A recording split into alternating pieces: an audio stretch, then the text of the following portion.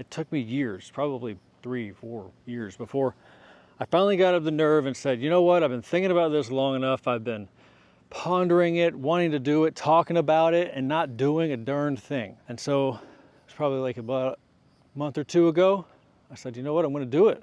And I don't care if I got a niche or not. I'm just gonna make some videos.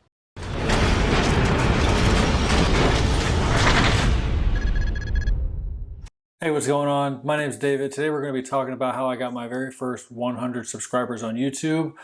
But before we get started, I got two things I want to do. One, I want to thank everybody that has subscribed. We're just a little over 100 people now, and I'm very thankful for every one of you. It's crazy to think anybody cares what I have to say, so I want to say thank you. And two, I got a new toy, so I want to open it up, and then we'll get started with the rest of the video.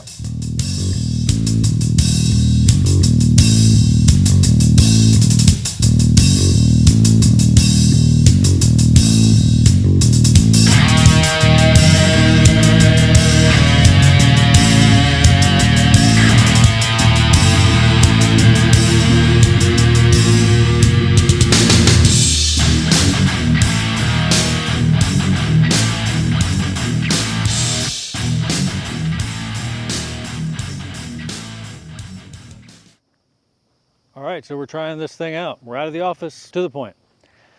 How I got my first 100 subscribers. Well, I'll tell you, it's been a long journey. Here's the technical side of the information that you may have been looking for on how I got to 100 subscribers. One, I didn't give up. I was delayed, but I didn't give up. I kept making videos. I was committed, and I kept doing it. Two, I tried to create each video to share something that people would potentially be searching for. So like an answer to a question on YouTube. And that was where the video started. And everything followed that. I know a lot of people say the description of your video doesn't matter, the tags don't matter, and maybe they don't. I personally don't think they really do, because I know YouTube is transcribing all the videos, they know all the words, so you don't really have to tell YouTube what it's about. But if they're interested in having the information, it can't hurt to just give them a little bit more. So anyways, I do that. I really focus on making sure the title is what the person might be searching for. Really try to make sure that the thumbnail is simple, is in line with the question, and intriguing enough to make the person want to look at the title of the video. I think that's the first place. After you get done with thinking of what you want to make your video about, that question, the very next step is to think of the title and the thumbnail. Because without the thumbnail being right to get somebody to look at the title, and the title being right to get somebody to click on the video, people don't watch your video. And if nobody watches your video, nobody's going to subscribe. So there's this chain of reaction that has to happen. So you have to think of it from the beginning to the end. Idea, title, thumbnail, they're both kind of interchangeable. And then make good content. And if you're not making good content, at least make content. And every time you do it, you're gonna figure out a way to get a little bit better. At least I think I'm getting a little bit better each time. If you've been watching any of my videos, I'd love to hear some feedback on how you think I could get a little better, because that's all I'm doing. I'm looking for ways to improve. So I'll go way back to the beginning, because it's a long story. So in the beginning, oh, this is good lighting. When I was in the military, right after high school, I joined the military. Now, I was inspired to go in the military because of 9/11. I joined in like 04, so it's still a couple years, but 9/11 happened while I was in high school. I could have done other jobs. I tested pretty well in the ASVAB, but I knew I wanted to carry a gun, but I also knew I didn't want to be a Marine or something like that. So I joined security forces, which is like military police for the Air Force. I thought it was going to be a nice, easy, cushy job, but it turned out it was a bit tougher than what I anticipated. But I met a lot of good people, all kinds of stuff. Anyways, I'm dragging on about a topic that doesn't really relate to how I grew my YouTube channel to 100 subscribers. Speaking of which, I want to thank all you guys again for subscribing, despite me having really no direction in this channel yet. But we're getting there. So, on to the next thing. I somehow got sparked into this idea or interest of network marketing and all kinds of stuff. And I just dove into research and reading and watching videos of how to market and how to talk to people, self-improvement, just keeping on getting better and thinking that there's something more to life than just work. And there's got to be something that we can do better, something we can own for ourselves, and so on and so forth. And I was just inspired to want to do something. Well, after 6 deployments, Iraq, Afghanistan, combat, all that stuff, eventually I got out of the military. And I didn't really know what I wanted to do, but I did know that I wanted to have some meaning behind what I was doing. I had all kinds of purpose while I was in. I felt like I was defending the world, so I had this feeling of just wanting to do something for the world, right? And don't worry, we'll get to the story of how we gained the 100 subscribers. We're on our fitness journey. I'm getting winded. I'm not used to doing this while we're doing these videos. All right, so I got out of the military. My aunt runs a company that does like a local magazine publication every month. And they also have a marketing agency. And I was so thankful that she offered me a position at the company, and I got a chance to hone my skills on sales and marketing, got to know a little bit about graphic design. Not that I learned how to do anything with graphic design, I just got to talk to the people that did it and understand the theories and different things that they did. So anyways, let me switch armors because my hand's getting tired. All right, so we went on, got to work with her for a bit. I got passionate about digital marketing, right? I wasn't huge into the print and stuff. That was her thing and the family thing, because it's actually like a family business. And they do great. They do awesome work. They serve their clients, especially the local companies thrive on print publications, especially in this area. We have a older demographic that I think prefers print media. So anyways, beside the point, we're getting off track again. So I got into the digital marketing, did a lot of investing in my education and marketing. Eventually, I left my aunt's company to start my own little freelancing thing. Because again, I wanted to do something that belonged to me. I wanted some ownership of something. Well, I did all right. Quickly gained a few clients, was growing an agency to like 6 figures. But I quickly learned that was not what my passion was. I wasn't really all about having the clients and the business and stuff like that. It was stuff I didn't really enjoy. So I ended up deciding I wanted to go back to the workforce, be a little bit less stressed on the business side. So I applied for a bunch of places, and I got picked up by a pretty well-known company in the gun world called Vetter Holsters. I got on as their social media manager, which worked with my freelancing background of social media and digital marketing. I ended up being the only person on the marketing team, and then we grew a marketing team around me, and that was cool. I got to see the company grow, and now it's like probably double the size revenue-wise and sales-wise since I got there. It's been a little over 5 years, and they just keep growing and growing, and it makes sense because they have awesome people there. My bosses are great. I was able to move up in the department and become the marketing manager and now the operations manager. And I couldn't be happier with the job. It could be a long-term career. That brings me to here on the career side, but not on what has happened on the YouTube channel. So let me tell you a little bit about that. It's getting hot, by the way, down here in Florida. So at the very beginning, back when I was freelancing, I decided to find some other people like me and interview them, and then put those videos on YouTube. So that's what you'll find as some of my earliest videos on the channel. They weren't that great.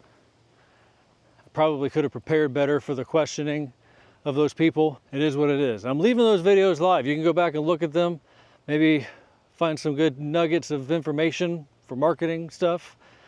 I'm not sure. It's been a long time since I've watched them. But eventually, once I got tired of doing the freelancing stuff, I stopped doing that. The channel sat dormant for a bit. I think it was eventually a little bit after COVID, or during the COVID time, I started making some videos again. They got some traction, but I kind of didn't feel confident in the videos. So I hid everything and turned everything off and made it so nobody could see any of my videos anymore. I wasn't sure, I didn't feel confident about what my niche was gonna be. It took me years, probably 3-4 years before I finally got up the nerve and said, you know what, I've been thinking about this long enough. I've been pondering it, wanting to do it, talking about it, and not doing a darn thing. And so it's probably like about a month or two ago, I said, you know what, I'm gonna do it. And I don't care if I got a niche or not. I'm just gonna make some videos. At that time, I had like 14 subscribers. And I don't know what they were holding on to. They must have had a lot of hope, thinking I was gonna come back and make a video again. Well, they won, because here we are. So I started out just using my cell phone. I have an iPhone 15 Pro. Takes beautiful pictures. I got some lighting from when I was starting everything up. And so I think the lighting was probably all right. Microphone didn't have one. Just going right out of the cell phone. I think you can tell the microphone's not all that great. Anyways, the first video of this recent time was I'm starting a YouTube channel with no niche. And it got almost no views. And then the second video, why I'm starting a YouTube channel. While I was making that video, I was waiting on a microphone to come in so I could try to sound a little better. After that, I ended up getting an extra microphone. This is this little lavalier mic. You might see it in the videos previous to this. And that plugged into my phone, and it really upgraded the audio quality. But up to that point, none of my videos were really catching any traction, and that's to be expected. At that time, I was like, you know, my goal is to reach 100 videos. And once I reach 100 videos, we'll see what's what. And by 100 videos, I meant 100 videos from that restart point. I hadn't gained any more subscribers. I did a video about the microphone, showing how I was getting new audio quality, putting in some effort there, showing how the difference was between before and after, and I think it really looked good. Anyways, again, not really catching any traction. Next video, I think that was the story I told about getting a brick. It's a story you have to check out. I actually really like the story. It has a lot of meaning to me. It is a story I tell often whenever I'm trying to encourage other people to get stuff done. You should go check it out. I'll see if I can do the info card. I don't know how to do the info card, but if I can do it, it's gonna be right over here. Then the next video. So I don't know if you guys know this, but I have had a weight problem for some of my life, most of it. Even while I was in the military, I struggled with my weight. I dieted many times, never really found something that worked for me. I'll save that for if you wanna go check out that video. But I was in the middle of a diet, carnivore diet, and my goal was to reach 90 days of just eating meat, eggs, bacon. I mean, that's meat, yeah. Meat, eggs, and water and salt. That was the task. That was what I was going for. And when that video hit, within 24 hours, it had over 1,000 views. And it gave me like 25, 30 subscribers. I was pumped. I was like, let's make some more carnivore content, because there must be a need for carnivore content. So I made a few more videos. A couple of them did just as good. Shortly after my 90 day came 100 days. Then there was a thank you video for all the support and engagement. It was crazy.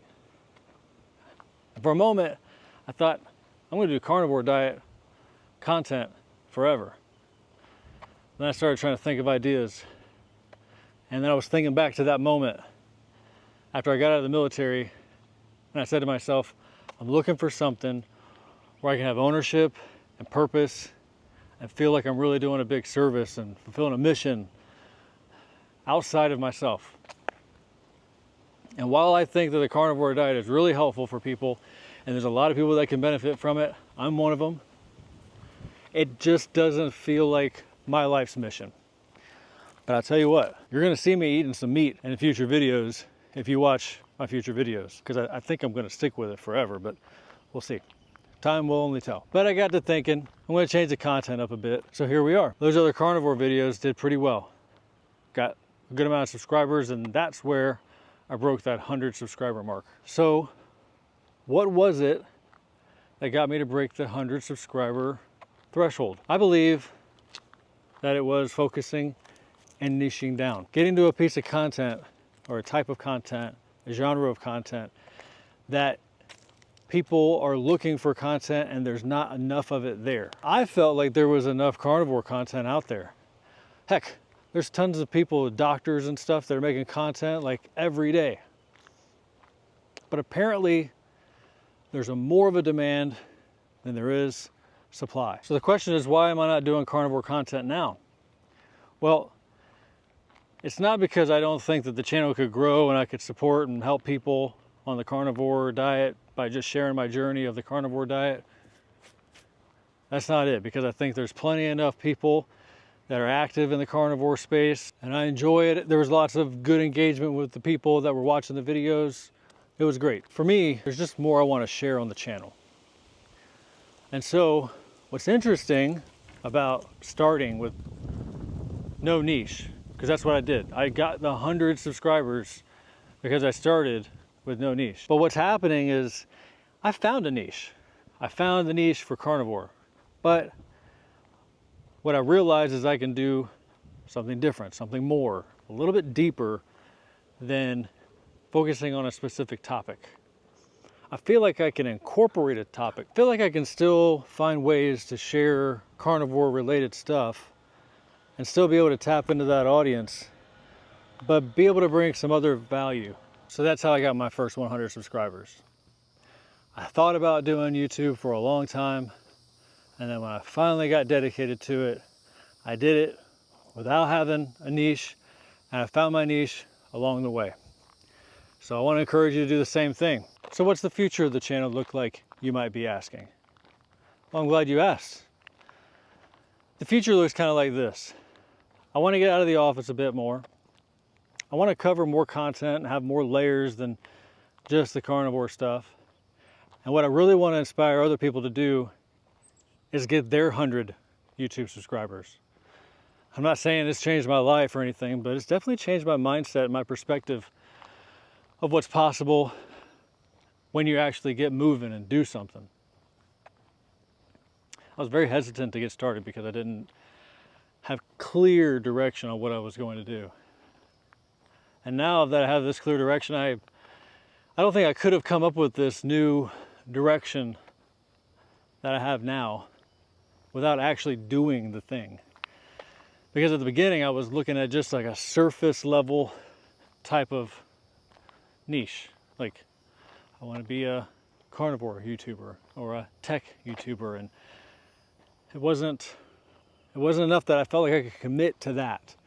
But what I've kind of learned that I feel like I can commit to is I can commit to having some sort of element of teaching in this arena, like teaching about something, sharing some knowledge, sharing some valuable information, but yet also make it a little vloggy. I don't know if you are familiar with Peter McKinnon. That's kind of what I'm envisioning. Something like where he takes you on a journey. You get to see his life, but at the same time, you're learning something while you're watching the video. You can start a video about his favorite camera gear, and he'll link to all the stuff in Amazon, and he'll tell you how to take photos with it and everything, and it'll be very instructional, and you'll walk away learning something. You'll have value. But you also walk away learning something else about Peter McKinnon. He'll probably have like some video about him opening up his coffee, like not opening up, but making some coffee. I was thinking about me opening up this DJI Pocket 3. That's the kind of stuff I want to do. I want to teach about the stuff I know. I want my personality to shine through like layers of an onion. Shrek reference if you get it. I really just want to step up the game and not just be so flat and surface. I want to bring you more. So hopefully that's what I do. If you've watched this far and you kind of like the way things are going so far, I'd appreciate you as a subscriber. But before you subscribe, let me tell you a little bit more about what you should expect in the coming videos. I'm going to share my journey on carnivore lightly, not so overbearing, but a good amount of the carnivore journey. I'm going to talk about my efforts on YouTube and trying to grow a channel. And I'm going to try to encourage you to do something similar, whether it's making a YouTube channel, other social media stuff, or maybe starting your own side gig, side hustle.